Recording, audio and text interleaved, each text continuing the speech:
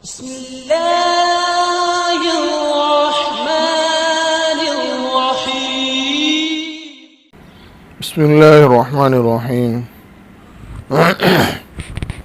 नहमदुहु व नसल्ली अला रसूलिहिल करीम अम्मा बाद। मोहतरम नाज़रीन किराम, इस्तक़बाल आपका दिन के बाद यूट्यूब चैनल है। मैं आपका मेज़बान मोहम्मद ज़करिया। नाज़रीन, ये रमज़ानुल मुबारक का महीना बड़ी बरकत वाला और बहुत ही ज़्यादा खैर और आफ़ियत वाला महीना है, और इस मुबारक महीने को अल्लाह रब्बुल इज़्ज़त ने दीगर महीनों से बहुत ही ज़्यादा फजीलतें अता फरमाई हैं, क्योंकि इसमें बहुत सारे काम ऐसे हैं जो दूसरे महीने में नहीं होते। यानी कि रमज़ान के महीने के रोज़े, इसी तरीके से इसकी तरावी ये दीगर महीनों में नहीं होती, और इसी तरीके से इस महीने में जो इबादतें कसरत से होती है वो दीगर महीने में इतनी ज़्यादा कसरत से इबादतें भी नहीं होती।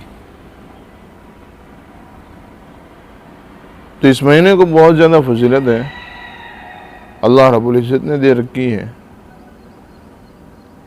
लेकिन बाज़ मरतबा बंदा अपनी गफलत की वजह से, बंदी अपनी गफलत की वजह से इन फजीलतों को नहीं पहुंच सकता और वो महरूम हो जाता है। तो हमें देखना ये है कि भाई हम किस तरीके से अल्लाह रब्बुल इज़्ज़त के बताए हुए फ़ज़ाइल, इसके मराकिब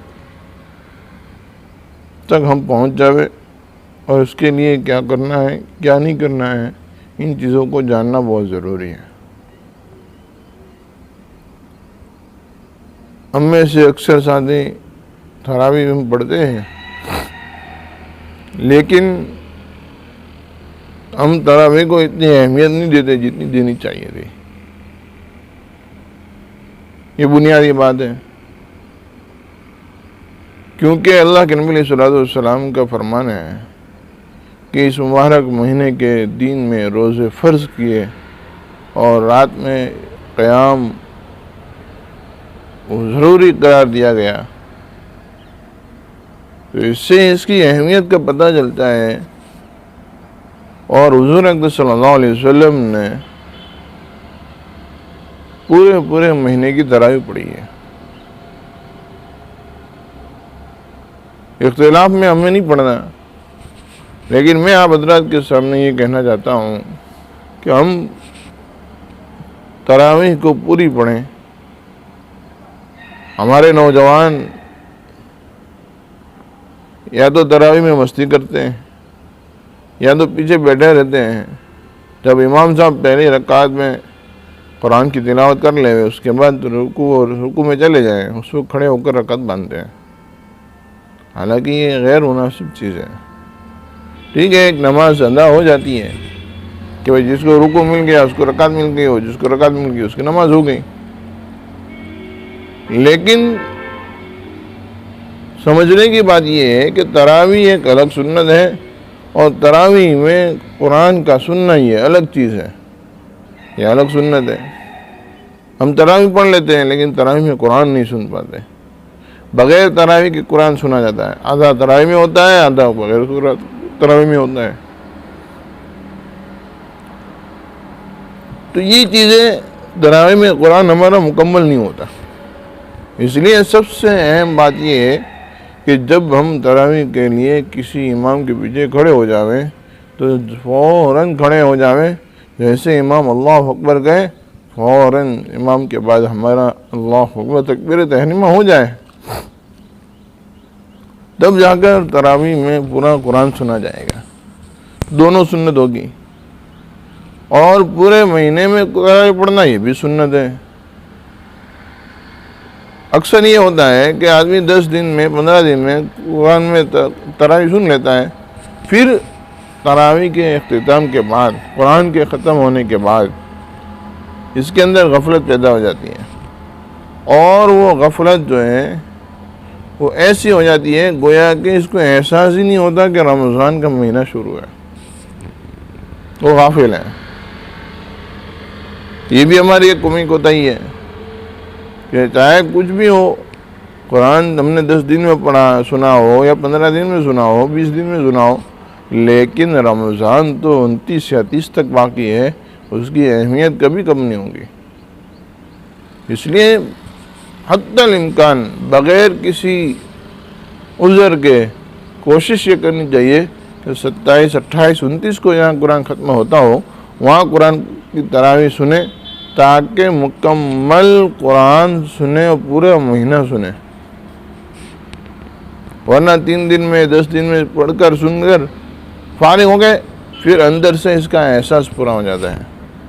इसलिए मेरी आपसे दरख्वास्त ये है कि कुरान को तरावी में ध्यान से सुना जाए, और सुनना ऐसा है जैसे सही सही बात सुनने में समझ में आवे। यह अलग बात है कि हमें कुरान के मुतालिक तो समझ में नहीं आते, हम उसको तो नहीं जानते, लेकिन कुरान के अल्फाज तो हमें समझ में आ सकते हैं। कुरान के लफ्ज़, कुरान के शब्द जो हैं वो तो हमें समझ में आ सकते हैं। कुरान की जो आयतें हैं, जो मतन है, वो तो समझ में आ सकता है। तो ऐसी जगह पर तरावी पढ़ें जहाँ पर कुरान समझ में आ सके। जल्दी के चक्कर में और जल्दी ख़त्म करने के चक्कर में ऐसी जगह पर जाकर खड़े हो जाते हैं कि यारमून तालमून के सिवा कुछ सुना ही नहीं देता, कुछ समझा ही नहीं देता। तो फिर ऐसी जगह पर तरावी पढ़ने से अच्छा ये है कि कहीं अलग तरह पढ़ लें इत्मीनान से, क्योंकि ये कोई फ़र्ज़ तो है नहीं कि भाई कुरान का सुनना फ़र्ज़ है, फ़र्ज़ तो है नहीं। तो इसलिए पूरा कुरान सुनना है, पूरी तरावी में सुनना है और पूरे महीने तरावी पढ़नी है। ये सारी अलग अलग सुन्नतें हैं, अलग अलग चीज़ें हैं, सब अलग अलग है। हमने सबको जमा कर रखा है, एक सबको एक ही चीज़ मानते हैं, बस ये कुरान हो गया, बस खुदा। इसलिए सबसे पहली बात ये है कि भाई सही तरीके से, सही तरतीब के साथ हम तरावी पढ़ें, कुरान को सही तरीके से सुने। और क्योंकि साल भर में हम जो कुरान पढ़ते हैं तो उसमें कहीं न कहीं गलतियाँ वगैरह होती हैं, और ये हाफिज़ साहब होते हैं, सुनाने वाले भी हाफिज़ हैं, पीछे 2-3 हाफिज़ साहब दूसरे होते हैं उसको सुनने के लिए। कि तो सही कुरान नमाज में सुनने का मौका साल में एक मरतबा आता है, सही कुरान सुनने का साल में एक मरतबा मौका आता है, और हम उसको भी सरसरी करके निकाल देते हैं। तो हम नमाज में कुरान कब सुनेंगे? इसलिए मेरी आपसे दरख्वास्त ये है कि सही तरीके से कुरान को सुनने के लिए अच्छी जगह पर, जहाँ कुरान को इत्मीनान से पढ़ा जाता हो, वहाँ जाकर नमाज़ पढ़ें। और मौत जल्दी करके कहाँ जाना है, हमारी कौन सी इत्मीनान छूट जाती है। इसलिए हम इन चीज़ों का ख्याल करें, इन चीज़ों का लिहाज रखें। इसी तरीके से जो मस्तूरात हैं कि मस्तूरात भी नमाज को, तरावी को पढ़ें। 5 वक्त की नमाज फ़र्ज़ है, तरावी भी वो पढ़ें, उनके लिए भी तरावी है। तो अपने घरों में तरावी पढ़ें। अगर कोई हाफिज़ हो, कोई लड़का हो घर का हाफिज़ हो, अगर दमाद हो सकती हो तो कोई हर्ज नहीं, शरीयत में इसकी गुंजाइश है कि भाई आगे नमाज पढ़ाने वाला इमाम रहेगा, उसके पीछे बड़े कोई मर्द है तो वो रहेंगे, अगर वो नहीं है तो छोटे बच्चे रहेंगे, उसके बाद छोटी बच्चियां रहेंगी, उसके बाद बड़ी औरतें रहेंगी। ये उसकी जमात के सफ़ की ये तरतीब है। इस तरतीब से अगर हो सकता हो तो कोई हर्ज नहीं है, लेकिन इसको रिवाज न दे, इसको आम ना करें कि किसी एक जगह पर सब औरतों को जमा किया जाए और फिर उनको नमाज़ पढ़ाया जाए। नहीं, हमारे घर का कोई हाफिज़ साहब मौजूद है तो वो औरतों को पढ़ा दे, बहुत अच्छी बात है, क्योंकि औरतों को भी नमाज में कुरान पढ़ने का एक मौका मिलेगा, कुरान सुनने का मौका मिलेगा। इसलिए अगर ये नहीं है तो तन्हा अपने घरों में हर औरत तरावी पढ़े, हर औरत तरावी पढ़े, कोई तरावी ना छोड़ दे। हाँ, तरावी बहुत ज़रूरी है, अल्लाह के नबी अलैहिस्सलाम ने फरमाया कि जो तरावी की नमाज़ पढ़ता है हर सजदे के एवज़ में 1500 वो नेकियां लेकर जाते हैं। हर सजदे के एवज़ में 1500 नेकियां। इसी तरीके से कि तरावी पढ़ने पर हर सजदे पर अल्लाह रब्बुल इज़्ज़त का दीदार होगा, हर सजदे पर अल्लाह रब्बुल इज़्ज़त का दीदार होगा। और जब भी अल्लाह का दीदार होगा अल्लाह उसको गिफ्ट देंगे, अल्लाह उसको एक हदिया देंगे। तो मेरे भाइयों, दोस्तों, बुज़ुर्गों, मेरी माओ और बहनों में आपसे दरख्वास्त करना चाहता हूँ कि कुरान की तरावीह पढ़ें, कुरान को सुनने की कोशिश करें।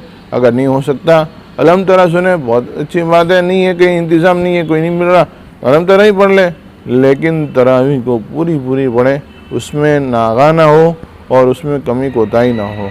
हाँ, कमी कोताही ना हो, पूरा 29 हो या 30 हो, जितनी हो हम तरावीह को मुकम्मल पढ़ेंगे इंशाअल्लाह। दूसरी सबसे अहम और ज़रूरी बात यह है कि हमें तो कुरान आता नहीं है और हम तरावीह में कुरान पढ़ नहीं सकते।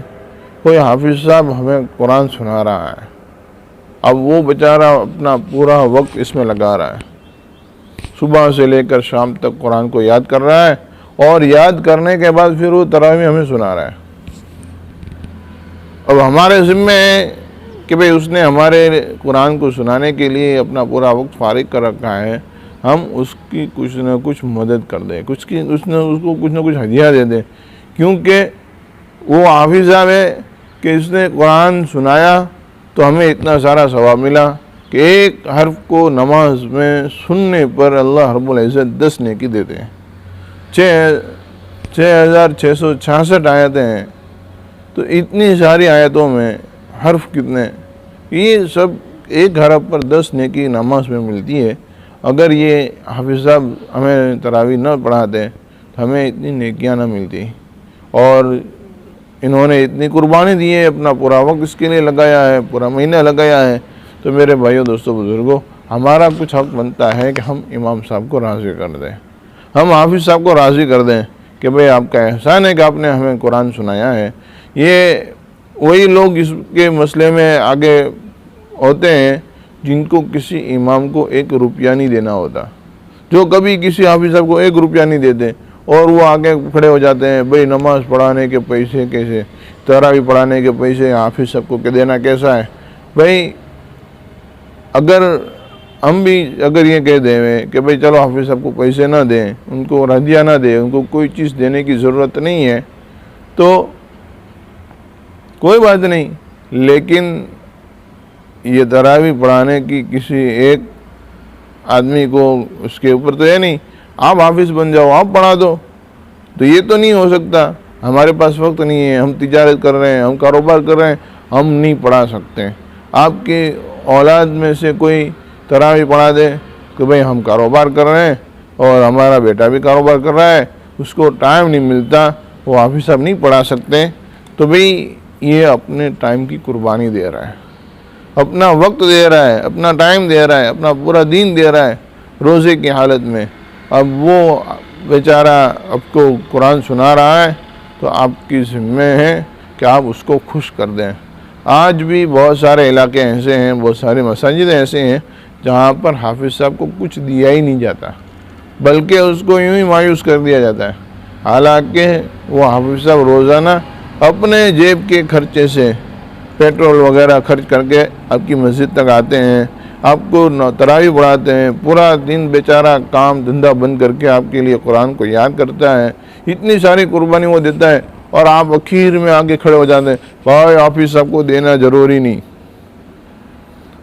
वो हदिये के लिए नहीं पढ़ाता, वो हदिये के लिए नहीं पढ़ाता, वो इसलिए पढ़ाता है कि अल्लाह ने उसको कुरान दिया है, वो इसलिए पढ़ाता है कि अल्लाह रब्बुल इज़्ज़त ने उसको कुरान की दौलत दी है, हाफिज़ कुरान बनाया है।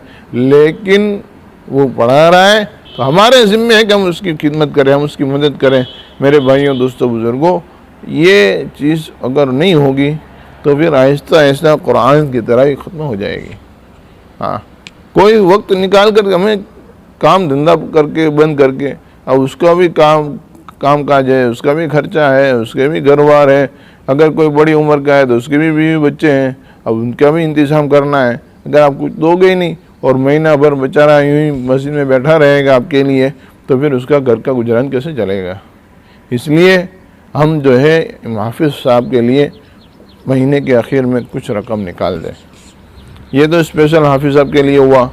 मस्जिद का इमाम है, इसी तरीके से मुअज्जिन है कि आम तौर पर इनकी तनख्वाह बहुत कम होती है, रोज़ाना के 150-200 रुपये इनकी तनख्वाह होती है, और हम सब जानते हैं कि इस तनख्वाह में कुछ नहीं होता। हाँ, एक साहब हमें मिले और यूँ कहा कि भाई ये इमाम सब तो 5 टाइम की नमाज़ पढ़ाते हैं, और ये नमाज तो ऐसे भी उनके ऊपर फ़र्ज़ है, तो इसके पैसे ज़्यादा से ज़्यादा कितने होंगे, 5 टाइम की नमाज़ पढ़ाने में देर कितनी लगती है। तो मैंने उनसे ये कहा कि भाई देखो, आप सेठ हैं और आपकी दुकान में एक नौकर भी है, आप नौकर को दे रहे हैं 10,000 रुपये, और वो काम करता है, मेहनत करता है, मजदूरी करता है, पसीना बहाता है, सुबह 9 से लेकर शाम के 9 बजे तक 12 घंटे तक काम करता है, और आप उसको 9,000 रुपये देते हैं।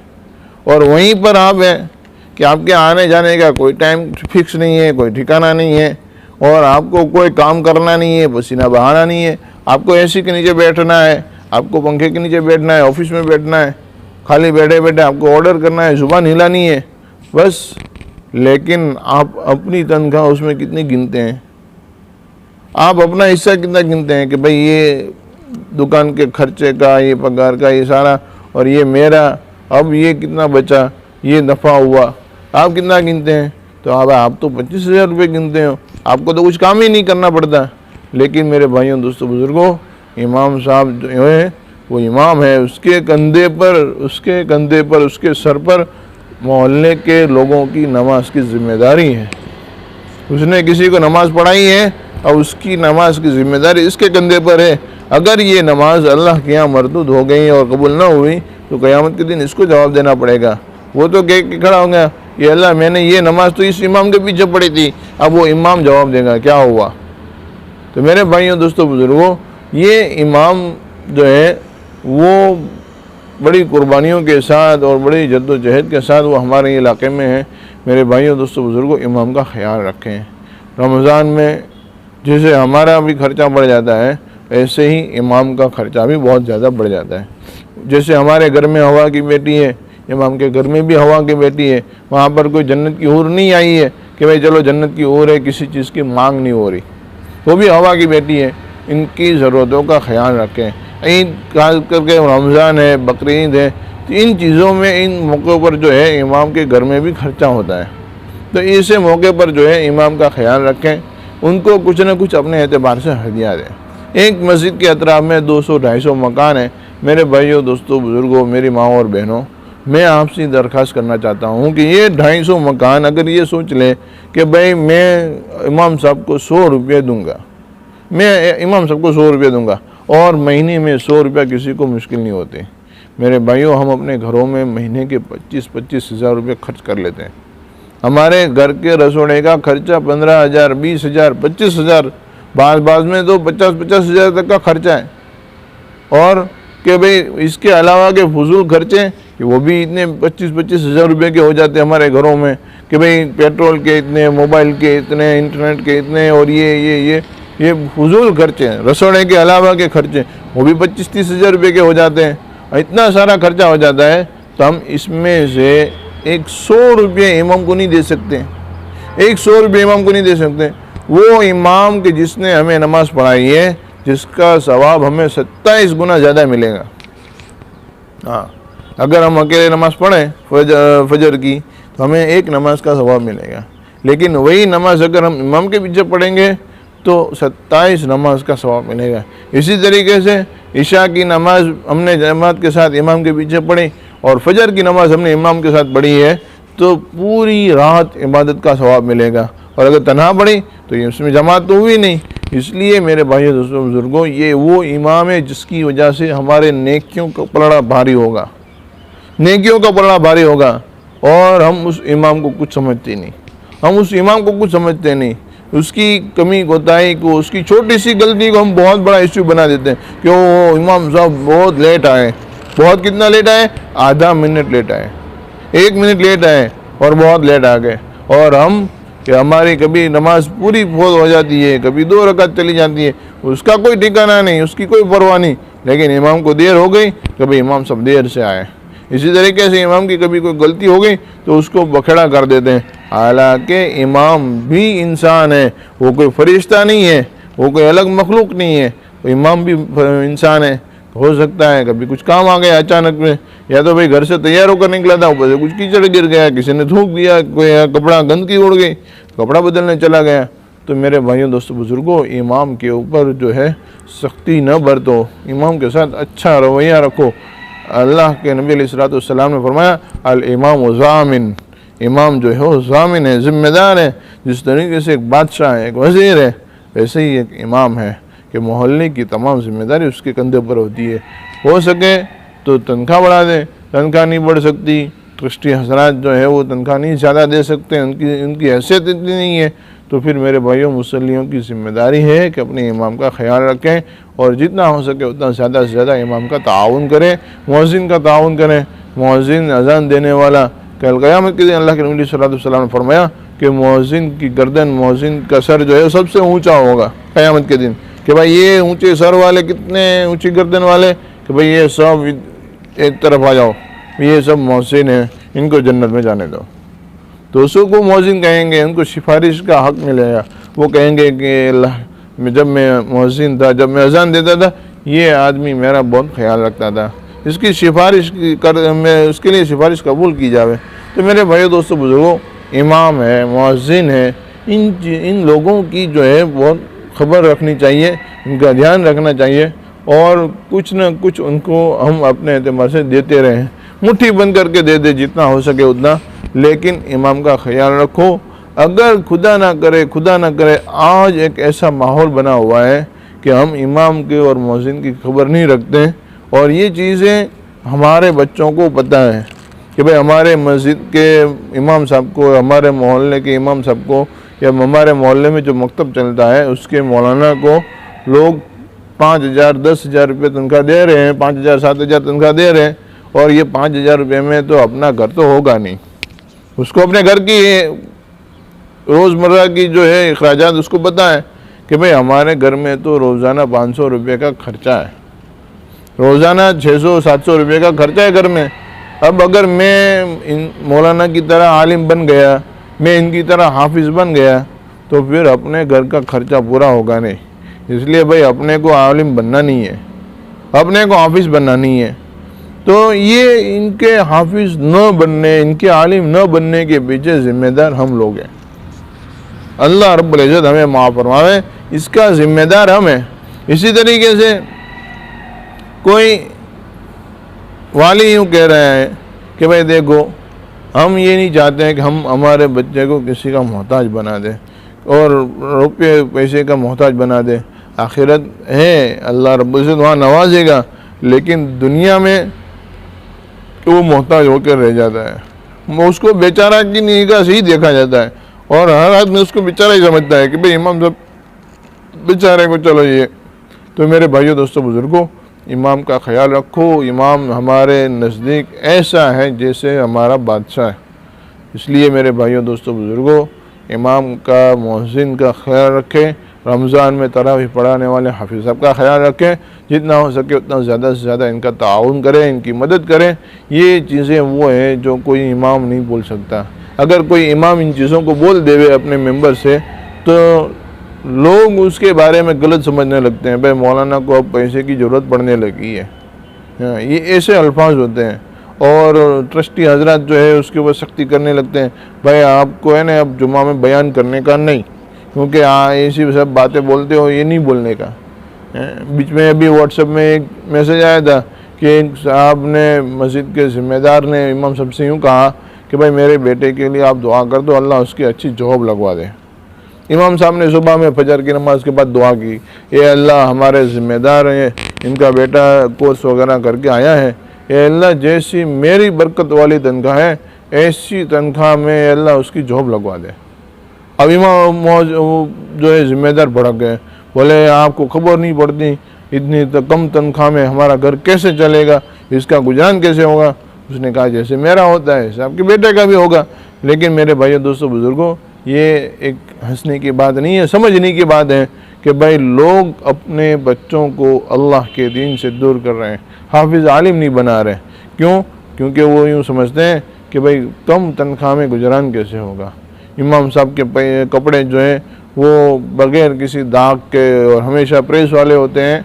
लेकिन मेरे भाइयों दोस्तों बुज़ुर्गों, वो इमाम है, उसके पास इल्म है, वो इल्म इसको गवारा नहीं करने देता, गवारा नहीं होने देता कि भाई तुम मैले कुचैले कपड़े पहनकर घूम, चाहे कुछ भी हो जावे। एक टाइम कम खाना खाएगा लेकिन वो प्रेस टाइट कपड़े पहनेगा, एकदम अच्छे कपड़े पहनेगा, बगैर दाग वाले कपड़े पहनेगा कि भाई चलो खाना कम खा लो लेकिन कपड़े अच्छे होने चाहिए।